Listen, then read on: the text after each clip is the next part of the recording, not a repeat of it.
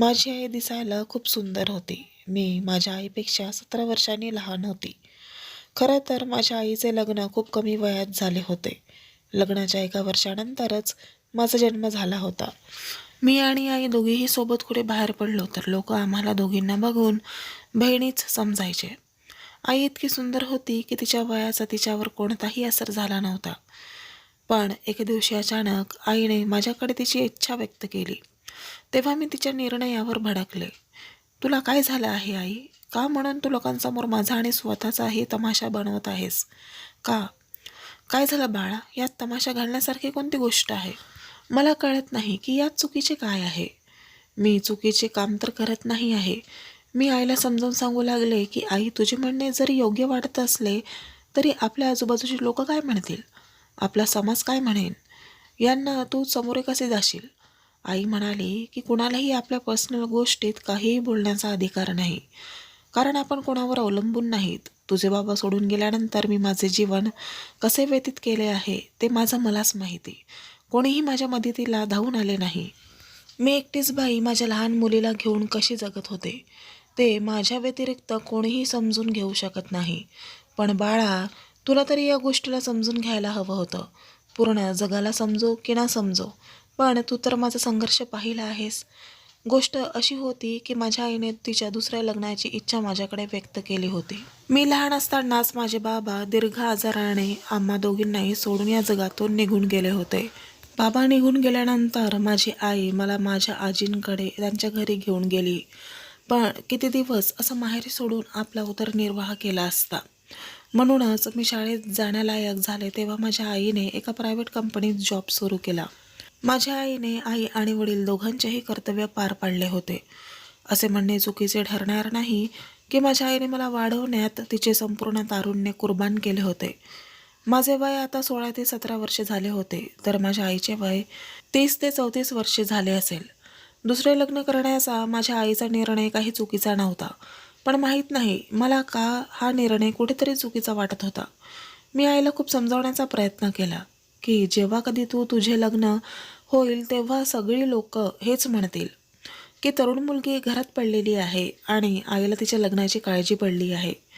आई मला म्हणाली की मला माहीत आहे की एका बाईचे दुसरे लग्न करणे आपल्या समाजात चुकीचे मानले जाते, आणि तेही जेव्हा तिची तरुण मुलगी घरात असेल. पण बाळा, तू हा कधी विचार केला आहेस का? जेव्हा तू लग्न करून तुझ्या घरी निघून जाशील तेव्हा माझं काय होईल? मी कोणाच्या सहाय्याने माझं आयुष्य घालवणार? तू तर कायमची तुझ्या घरची होऊन जाशील. आणि असेही हे लग्न माझ्या स्वतःच्या आनंदासाठी नाही, तर तुझ्या भल्यासाठीही करत आहे. मी रागातच आईला विचारले की यात माझं कोणतं भलं होणार आहे? आईने मला समजावत सांगितले की बाळा, आजच्या मॉडेल जमान्यात महिला पुरुष यांना मागे टाकून पुढे जात आहेत. महिलांना आजकाल घरात पुरुषांची कोणतीही गरज भासत नाही. पण खरं सांगायचं झालं तर एका महिलेच्या आयुष्यात पुरुषाचे असणे अत्यंत गरजेचे असते. जसं एका पत्नीसाठी तिचा पती, मुलीसाठी तिचा बाप किंवा तिचा भाऊ. पण आपल्या घरात ना तर बाप आहे ना भाऊ. या लग्नामुळे आपल्या दोघांचेही आयुष्य सुधारेल. आईने मला कितीही समजावून सांगण्याचा प्रयत्न केला तरी मला आईच्या या निर्णयावर चीड येत होती. पण इच्छा नसतानाही मला आईच्या या निर्णयाला मान्यता द्यावीच लागली, कारण मी माझ्या आईपेक्षा मोठी तर नव्हती. ती एक समजूतदार बाई होती, त्यामुळे कदाचित ती जो काही निर्णय घेत होती तो निर्णय खूप विचारपूर्वक घेत होती. मी माझ्या आईला म्हणाली की मला आता त्या व्यक्तीला भेटायचं आहे जो तुझ्या आयुष्यात माझ्या वडिलांची जागा घेणार आहे. काही दिवसानंतर माझ्या आईने माझी त्या व्यक्तीसोबत भेट घालून दिली. जो व्यक्ती भविष्यात माझा सावत्र बाप होणार होता. त्याचे नाव विजय होते. त्या विजयला पाहिल्यानंतर मी आश्चर्यचकित झाले होते, कारण तो व्यक्ती माझ्या आईपेक्षा 2 ते 3 वर्षांनी लहानच दिसत होता. मला माझ्या आईचे लग्न आणि या विजयसोबत लावून देणे थोडे विचित्रच वाटत होतं. जणू काही तो माणूस माझ्या आईशी लग्न करून काहीतरी कट रचण्याचा प्रयत्न करत असावा. पण विजय माझ्यासमोर आल्यानंतर खूप प्रेमाने आणि चांगला वागत होता, आणि तो माझ्यासोबत खूप चांगला बोलतही होता. तो मला माझ्या शिक्षणाबद्दल विचारपूस करत होता. माझ्याही मनात विचार आला की एकदा तरी त्याला विचारू की तो माझ्या आईशी लग्न का करत आहे. पण मी विचारू शकले नाही. तो गेल्यानंतर माझ्या आईने मला माझं मत जाणून घेण्याचा प्रयत्न केला. मला तर तिचं लग्न करण्याचा निर्णय चुकीचा वाटत होता, पण माझी इच्छा नसतानाही मी त्यांच्या लग्नाला होकार दिला. काही दिवसांनी आईचे लग्न त्या विजयसोबत झाले. लग्न अगदी साध्या पद्धतीने पार पडले. हे उघडच होतं की आमच्याकडून लग्नाला फक्त मीच होते, अजून कोणीही नव्हतं. पण विजयकडून त्याचे काही मित्र आले होते. लग्नाच्या वेळेसही मला काहीतरी विचित्रच वाटत होते. दुसऱ्या दिवशी सकाळी मी उशिरापर्यंत झोपले होते. माझा उठण्याचा मूडच नव्हता. आई मला माझ्या खोलीत उठवण्यासाठी आली होती. ती मला म्हणाली की बाळा उठ आणि चल नाश्ता करून घे. मी आईला सांगितले की आई प्लीज माझा नाश्ता माझ्या खोलीतच पाठवून दे. तर आई म्हणाली, बाळा तू हे काय बोलत आहेस? बाहेर विजयसुद्धा तुझी नाश्त्यासाठी वाट पाहत आहे. मी आईला म्हणाली की मला त्या माणसासमोर जायचेच नाही, पण आईने मला बाहेर येण्यासाठी मजबूर केले. म्हणून मी त्यांच्यासोबत नाश्त्याच्या टेबलावर जाऊन बसली. मनोजने मला निरखून पाहिले आणि विचारले की काय झालं रोशनी, तुझी तब्येत तर ठीक आहे ना? मी त्यांना म्हणाले की माझी तब्येत ठीक आहे. विजय म्हणाला की मग तुला काय झालं, तू माझ्यावर नाराज आहेस का? त्यांनी असं विचारताच मी त्यांच्यावर भडकले. मी त्यांना म्हणाली की तुम्ही हे काय बोलत आहात? मी तुमच्यावर नाराज का होईल? माणूस नाराज तिथेच होतो जिथे त्याचं काहीतरी नातं असतं. माझं तर तुमच्यासोबत कोणतंही नातं नाही. माझ्या तोंडून अशा गोष्टी ऐकताच विजयच्या चेहऱ्याचा रंग बदलला. आई मला थोड्या रागातच म्हणाली, रोशनी तू हे काय बोलत आहेस? विजय आईला म्हणाला की असू दे, तिला काहीच बोलू नको, आता ती लहान आहे. हळूहळू सगळं काही ठीक होईल. काही वेळाने मी माझ्या रूममधून निघून गेली. मला आता माझ्याच घरात खूप वेगळं वाटत होतं. मी स्वप्नातही कल्पना केली नव्हती की माझ्या आयुष्यात अशी ही वेळ येईल जेव्हा माझेच घर मला परके वाटू लागेल. काही दिवसातच आता माझं ग्रॅज्युएशन कंप्लीट होणार होतं.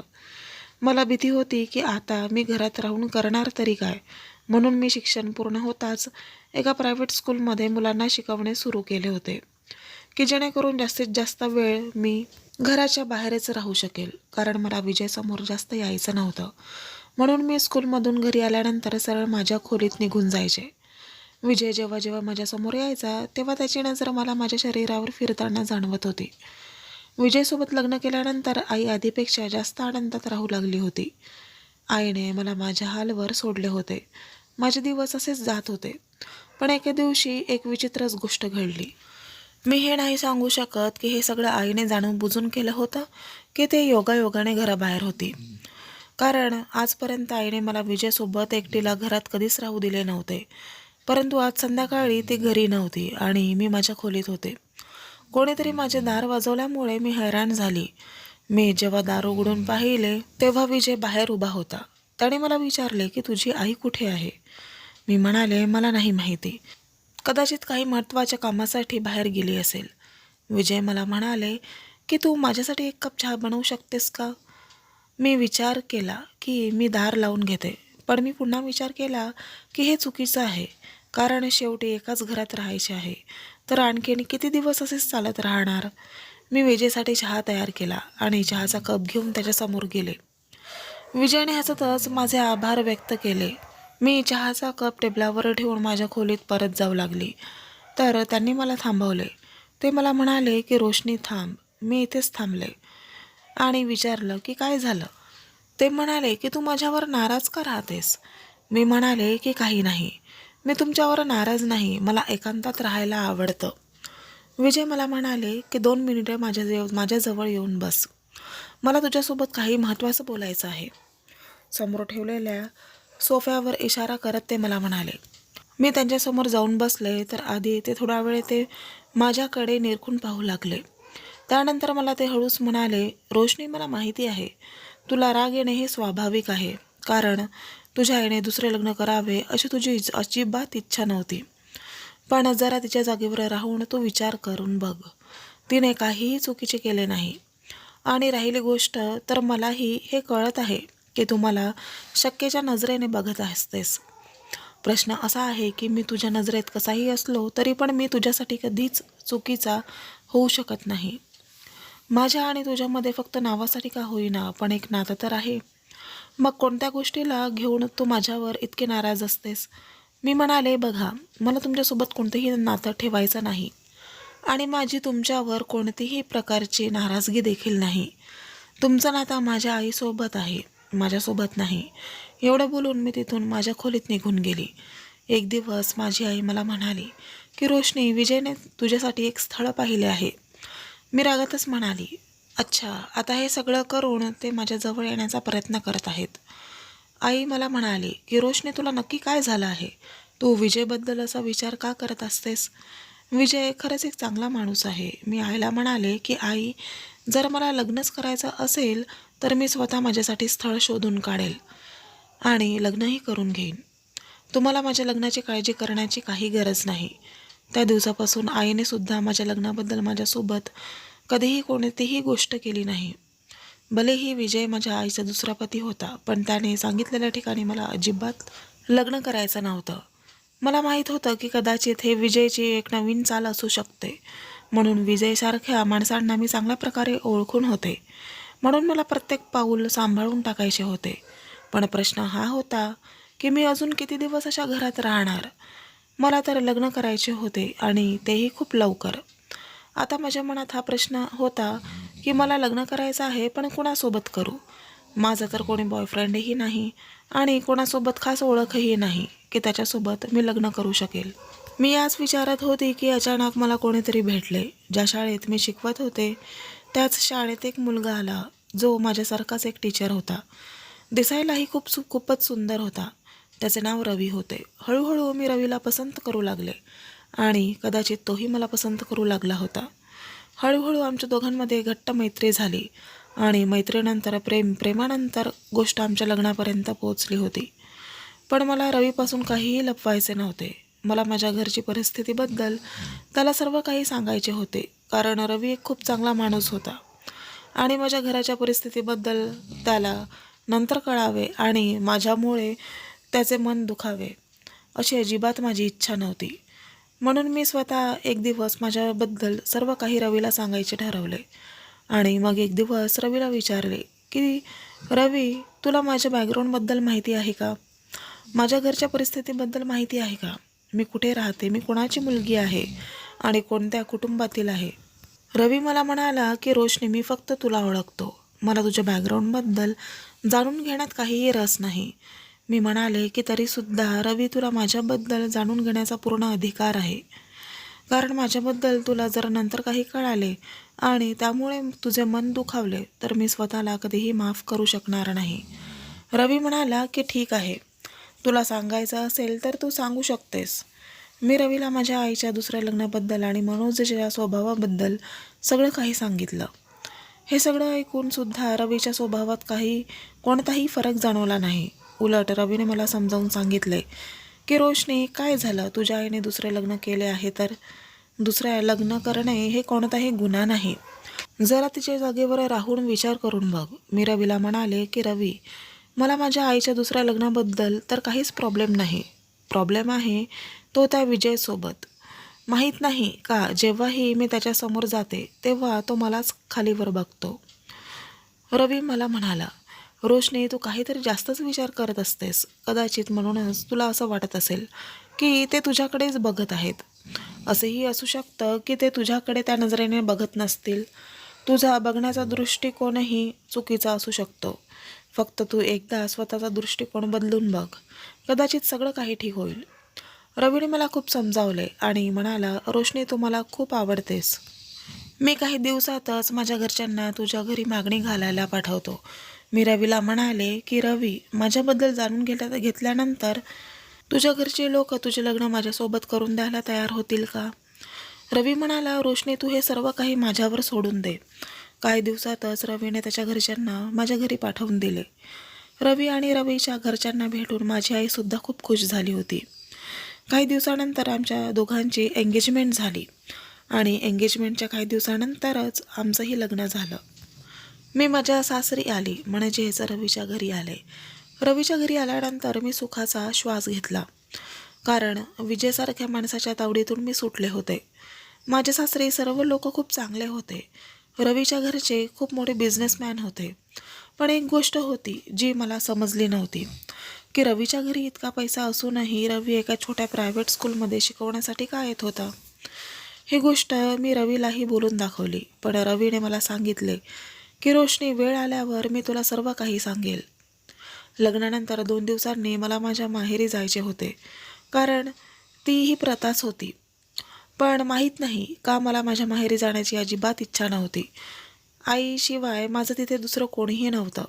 त्यामुळे मी रवीला म्हणाले की रवी, मला आता माहेरी जायचं नाही. आपण आईलाच अन्य कोणत्या तरी दिवशी इथे बोलावून घेऊ. रवीने मला समजून सांगितले की रोशनी, ही एक प्रथा असते. प्रत्येक मुलीला आपल्या माहेरी जावंच लागतं. त्यामुळे तुलाही जावंच लागेल. आजचं ठीक आहे, मी तुझ्यासोबत घरी यायला तयार आहे. त्यामुळे रवीसुद्धा माझ्यासोबत घरी माहेरी आला. आई मला पाहून खूप खुश झाली. मी सुद्धा आईला मिठी मारली. पण मी विजयसोबत एका शब्दाने काहीच बोलले सुद्धा नाही. विजय नात्याने माझे सावत्र वडील होते, पण मी त्यांच्यासोबत कोणतेही नाते ठेवले नव्हते. मला त्यांचा खूप तिरस्कार होता. थोडा वेळ बसल्यानंतर मी आईला सांगितले की आई, मी आता निघते. तेवढ्यात विजयने मला थांबवले आणि विचारले की रोशनी, जरा थांब, मला तुला एक गोष्ट विचारायची होती. मी म्हणाले की बोला. त्यांनी मला विचारले की तू रवीसोबत खुश तर आहेस ना? मी खूप मोठ्या ॲटिट्यूडमध्ये म्हणाले की हो, मी खूप खुश आहे. विजय म्हणाले की रोशनी, हाच आनंद तर मला तुला द्यायचा होता. मी त्यांच्याकडे बघत म्हणाले की काय? विजय म्हणाला की हो रोशनी, हेच तर ते स्थळ आहे ज्या स्थळाविषयी तुझ्या आईने तुला एकदा सांगितले होते. रवी माझ्या मित्राचा भाऊ आहे आणि हेच स्थळ मी तुझ्यासाठी शोधले होते.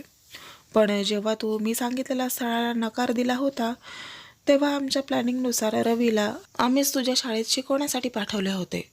रवीने कदाचित तुझा फक्त फोटो पाहिला होता आणि तो तुझ्या प्रेमात पडला होता. पण मला माहीत होतं की तू मी सांगितलेल्या मुलाशी लग्न करणार नाहीस. रोशनी, मी सावत्र जरी असलो तरी तुझा बाप आहे आणि मला हेही माहीत आहे की तू माझ्यावर शकच्या नजरेने पाहतेस. रोशनी, तुझा विचार करणं हे काही चुकीचे नव्हतं. पण ही गोष्ट जाणून घे की आपल्या समाजात अजूनही माणुसकी शिल्लक आहे. सर्वच सावत्र बाप खराब नसतात. हे सगळं ऐकून माझ्या डोळ्यात अश्रू आले होते. म्हणून मी प्रेमाने माझ्या डोक्यावर हात ठेवला. मला माझी चूक लक्षात आली आणि आज मी पहिल्यांदा विजयला मिठी मारली. आता मी माझ्या आयुष्यात खूप खुश आहे. सासरी तर खुशच होते, पण आता माझ्या माहेरकडूनही मी खूप खुश आहे. आता मी विजयला विजय नाही तर बाबा म्हणून बोलवू लागले. ही गोष्ट तर खरंच आहे की प्रत्येक सावत्र बाप खराब कधीच नसतो. तर मित्रांनो, कथा आवडल्यास चॅनलला लाईक, शेअर आणि कमेंट करा. आणि अशाच छान छान कथा पाहण्यासाठी चॅनलला सबस्क्राईब करा. धन्यवाद.